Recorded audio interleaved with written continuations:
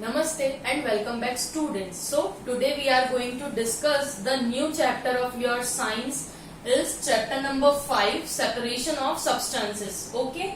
So first of all, what do you mean by separation? To separate out something. So in this chapter what we talk about generally the separation of things, separation of substance, separation of various compounds. Okay. On the basis of their physical nature. Okay.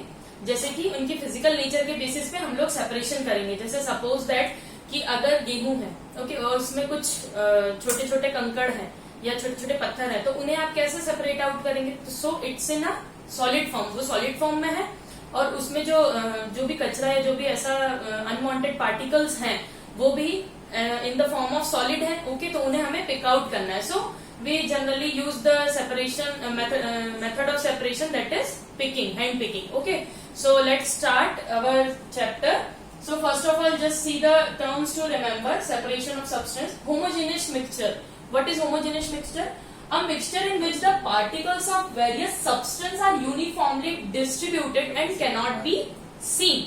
Okay, means ऐसा mixture जिसमें जो particles हैं various substance के जो कि uniformly distributed है. Means ऐसा नहीं है कि अनइवन दिख रहा है, सब कुछ इवन है. फॉर एग्जाम्पल, अगर आपके घर में नींबू पानी बनता है ओके, तो आप उसमें नींबू डालते हैं प्लस शुगर डालते हैं प्लस वाटर. तो आप जब ये सब कुछ ऐड करते हैं तो वहां कुछ ऐसा दिखता है कि कुछ भी अटपटा सा दिख रहा हो या मिक्सिंग नहीं हुई हो प्रॉपर, सब कुछ इवन दिखता है. Okay, so that is the homogeneous mixture. Okay, and if you talk about the second term, that is heterogeneous mixture.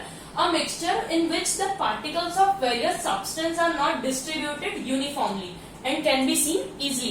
जैसे कि आपको याद हो, हमने लेसन चैप्टर नंबर 4 में डिस्कस किया था about chalk powder. When you dissolve chalk powder in water, तो उसमें क्या होता था, जो चॉक पाउडर था वो अलग ही दिखता था. ओके, अनइवन सा दिखता था, मतलब इवनली मिक्सड आउट नहीं दिखती थी वो चीज. सो that is the example of heterogeneous mixture. Okay, now third one is hand picking.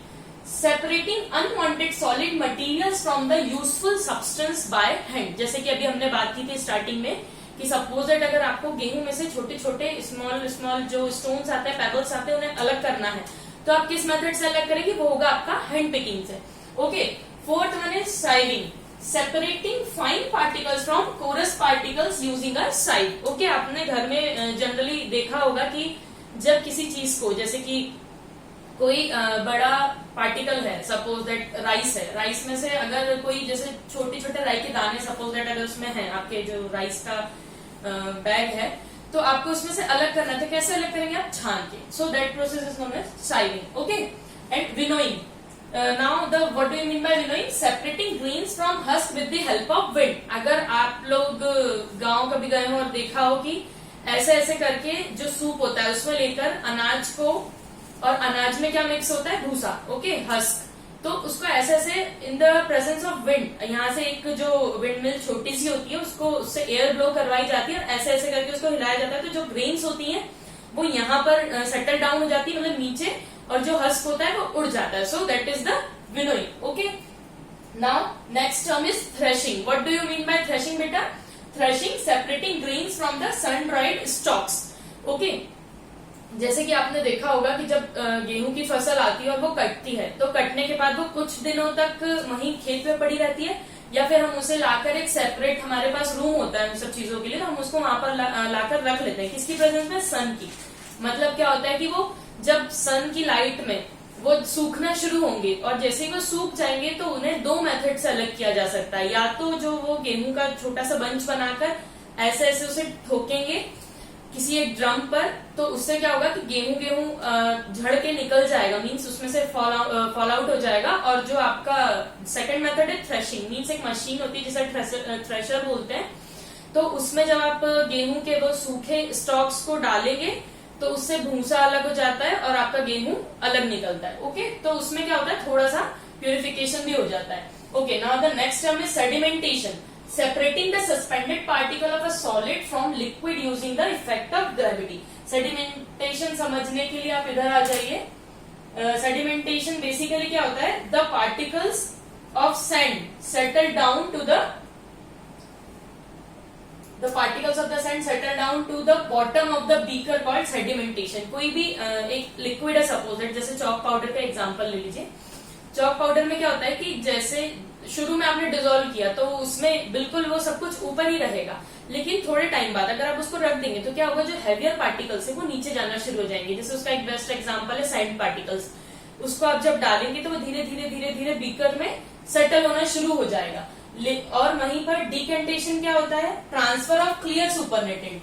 जैसे कि आपने सेडिमेंटेशन में हैवियर पार्टिकल नीचे फ्लोट हो गए, ऊपर क्या क्लियर सुपरनेटेंट बचा है, मतलब क्लियर वाटर का फॉर्म जो बचा हुआ है उसको सेपरेट आउट करना, दैट इज कॉल्ड डिकेंटेशन. बेटा इसे डिटेल में हम अभी आगे पढ़ेंगे, अभी एक एक्टिविटी आएगी उसमें. Okay, now decantation, separating clear liquid without disturbing the settled solid particles simply by transferring. जैसे कि हमने अभी बात की थी सेडिमेंटेशन की, जो हैवियर पार्टिकल्स होते हैं वो सेटल डाउन हो जाते हैं और जो ऊपर बचता है वो क्लियर सुपरनेटेंट बचता है. ओके, मींस ट्रांसपेरेंट होता है. तो उसी को रिमूव करना without disturbing the settled layer, that is called decantation. Okay, and what do you mean by filtration?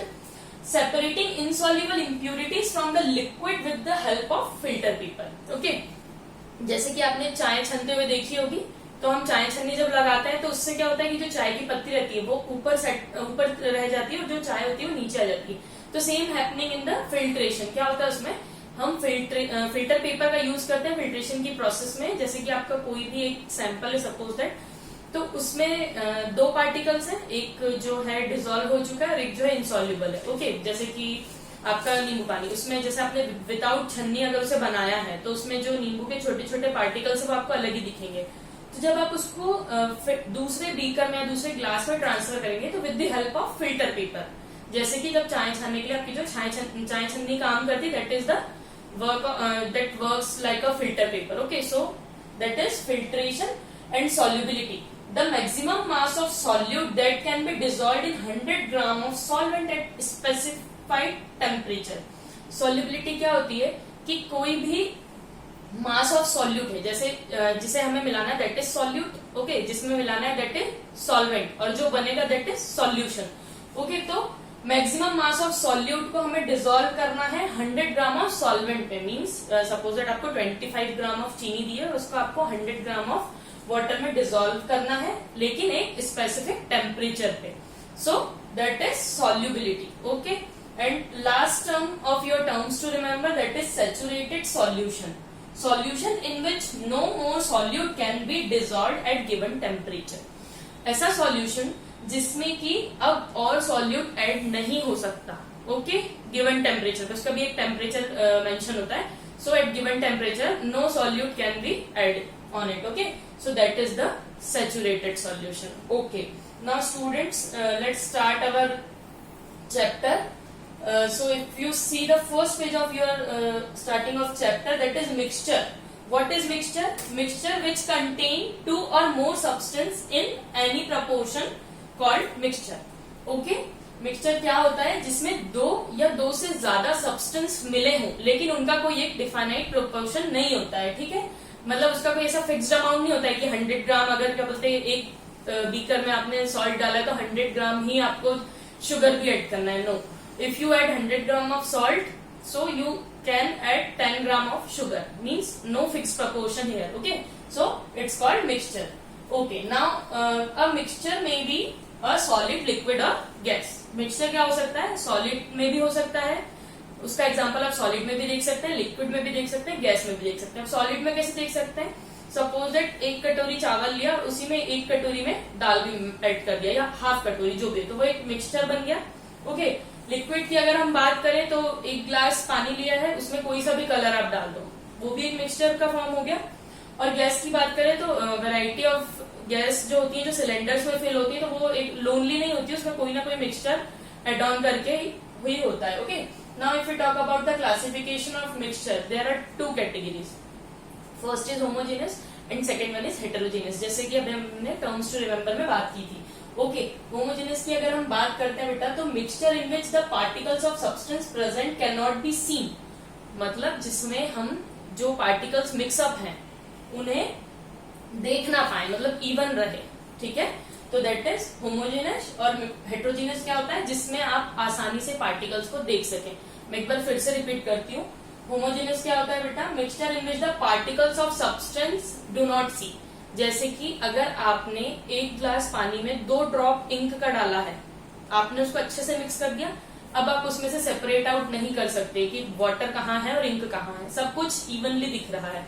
Okay, लेकिन अगर हम हेट्रोजेनस की बात करें तो थोड़ा सा जो लकड़ी का जो भूसा होता है उसको आप पानी में मिला के देखिए, अलग ही सेपरेट आउट हो जाएगा कि where is the wood waste and where is the water. Okay, so that is the heterogeneous mixture. Example देखिए, solution of sugar and salt in water, जैसे कि हमने बहुत पहले भी बात की थी कि जो सॉल्यूशन होता है शुगर और सॉल्ट का वाटर में, that is example of homogeneous mixture. Okay, and शरबत, coloring agent. Okay, some kind of coloring agent present in your sherbet, so when you add in water it change color immediately. Okay, now and if we talk about the heterogeneous mixture, water plus oil, अगर आप एक glass water में 4-5 बूंद तेल की डालते हैं तो वो अलग अलग ही दिखेंगी, वो डिसॉल्व नहीं होंगी। Okay, that is insoluble in water.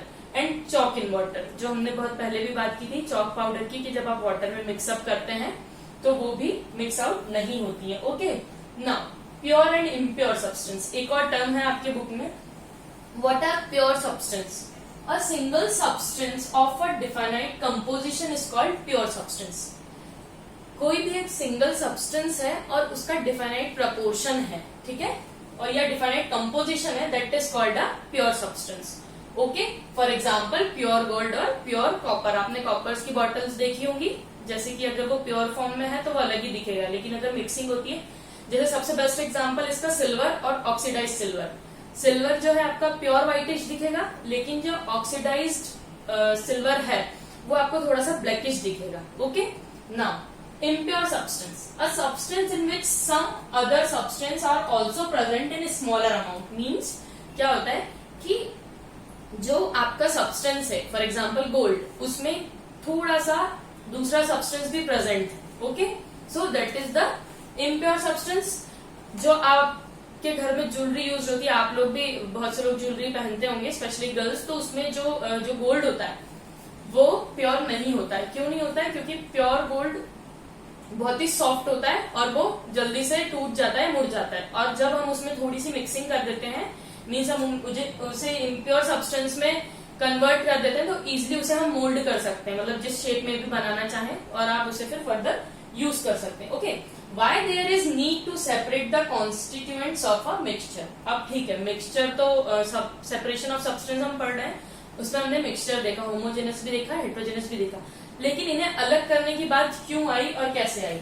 To remove any harmful और अनडिजायरेबल कॉन्स्टिट्यूएंट। ओके, जैसे कि कुछ भी हार्मफुल या अनडिजायरेबल चीज उस प्रोडक्ट में ना हो, क्योंकि वो प्रोडक्ट ऐसा नहीं है कि सिर्फ आप डेली लाइफ में यूज करते हो, वो फूड प्रोडक्ट भी हो सकता है। तो कोई भी अनवांटेड और अनडिजायरेबल चीजें या हार्मफुल चीजें आपके स्टमक में, आपकी बॉडी में न जाए। For example, small pieces of stones and undesirable grains are remove from rice and dal before cooking. आप सभी को पता है कि स्मॉल पीसेस ऑफ स्टोन्स, जैसे जब भी चावल बनता है तो वो सबसे पहले साफ होता है, चावल या दाल कुछ भी बने तो वो घर में सबसे पहले साफ होता है। क्यों? क्योंकि आपके स्टमक में वो चीज नहीं जानी चाहिए जो आपको हार्म करे। Okay, to obtain a pure simple of substance, ठीक है, किसी प्योर सैंपल, किसी सब्सटेंस का प्योर सैंपल ऑब्टेन करने के लिए। Pure substance are needed in medicine research industries and also in daily life. Okay, जैसे कि जो फार्मास्यूटिकल्स कंपनी होती है, जहां पर ड्रग्स बनते हैं, तो वहां पर 3 to 4 स्टेप्स ऑफ टेस्टिंग होती है। तो उसमें क्या रहता है कि बिल्कुल प्योर सब्सटेंस ही नीडेड होता है। अगर उसमें बिल्कुल 0.01 माइक्रोग्राम भी अगर कुछ इम्प्योरिटी है तो उसे क्या करा जाता है? रिजेक्ट कर दिया जाता है। ओके, क्योंकि वो लाइफ की बात रहती है, जो रिसर्च और मेडिसिन होती है उसमें, कि वो चीज आपको कहीं से कहीं तक हार्म न करे, क्योंकि मेडिसिन आपके अच्छे के लिए होती है, right. To obtain useful substances, okay, petrol, diesel obtained from crude petroleum by a method of fractional distillation। आप सभी को पता है कि जो पेट्रोल होता है उसका कोई ऐसी स्पेसिफिक जगह होती है, ऐसा बोलते हैं कि पेट्रोल का कुआं होता है, पेट्रोल डीजल का, तो वहां से उसे एक्सट्रैक्ट किया जाता है। तो क्या वो प्योर फॉर्म निकलता है? नहीं, वो क्या होता है? क्रूड पेट्रोलियम होता है, ठीक है। फिर फर्दर प्रोसेसिंग उसकी होती है फ्रैक्शनल डिस्टिलेशन के थ्रू। एक एपेरेटस होता है बेटा, जिससे क्या होता है, प्यूरिफिकेशन होता है। देखिए ये आपकी बुक में डायग्राम दिया हुआ है, जैसे कि ये क्रूड ऑयल का कंटेनर है। ओके, यहाँ से फिर फर्दर लेयर्स में जाकर और फर्दर जो भी प्यूरिफिकेशन होता है, उसके बाद आपको एट लास्ट पेट्रोलियम मिलता है। जैसे कि फर्स्ट बिटुमेन, सल्फेट, टार, ये सब रिमूव किए जाते हैं, क्योंकि जो इंजन होते हैं बाइक के, उनके लिए, बाइक के, गाड़ी के, जिसके भी, बहुत खराब होता है। ओके, फिर फ्यूल ऑयल निकलता है, फिर ल्यूब्रिकेटिंग ऑयल निकलता है। मतलब एक जो क्रूड पेट्रोलियम होता है, उसी से हम 2 से 3 जो सब्सटेंस होते हैं या सब्स्टिट्यूट्स होते हैं, वो हम ऑब्टेन कर सकते हैं। Okay, now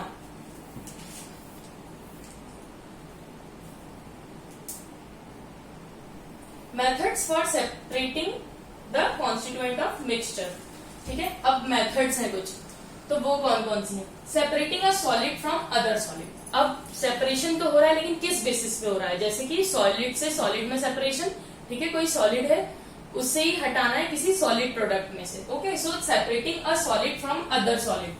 separating insoluble solid from liquid, मतलब सेकेंड मेथड में ये है कि जो प्रॉपर अमाउंट में डिसॉल्व नहीं हुआ है, उसे हटाना है।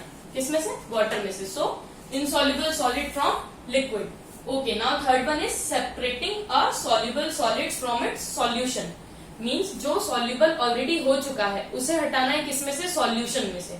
सो there these 3 methods we discussed. Okay, so now just see first method, that is separating a solid from other solid। मतलब एक सॉलिड में से दूसरे सॉलिड को रिमूव करना या सेपरेट आउट करना, उसकी कितनी प्रोसेस है? अब उसमें भी हम कम से कम 4 प्रोसेस हैं आपकी बुक में, अगर आप देखेंगे। हैंड पिकिंग है, साइविंग है, विनोइंग है एंड थ्रेशिंग है। ओके, इसके बाद अगर हम separating insoluble solid from liquid की बात करें, मीन्स जो आपका लिक्विड है उसमें जो सॉलिड डिसॉल्व नहीं हुआ, दैट इज इनसॉल्युबल सॉलिड, तो उसकी भी हम 4 मेथड्स पढ़ेंगे। Sedimentation and decantation, loading, filtration and churning. Okay, and the last one, separating a soluble solids from its solution, so that is evaporation and condensation. Okay student, so in detail we discussed in our next lecture. I hope आप सभी को video समझ में आया होगा। Thank you.